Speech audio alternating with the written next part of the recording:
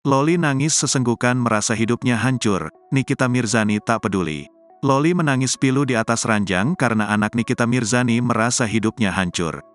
Loli masih tidak percaya dengan perbuatan orang yang berusaha menghancurkannya. Sehingga Loli mempertanyakan terkait kenapa semua orang yang ada di sekitarnya jahat. Padahal selama ini Loli merasa sudah berbuat baik kepada semua orang. Kenapa? Kenapa semua orang jahat sama gue? Kenapa mereka ngehancurin gue? Kata Loli. Loli merasa selama ini dirinya telah menjadi anak yang baik. Sembari bercucuran air mata, Loli mengatakan tak ada orang yang dapat mengerti keadaannya. Ia pun menyebut telah lelah dengan kehidupan yang dilaluinya. Sayangnya sang ibunda, Nikita Mirzani tampak begitu cuek pada aksi Loli tersebut. Melalui siaran langsung, ibu tiga anak ini mengatakan Loli sudah bukan lagi tanggung jawabnya lagi.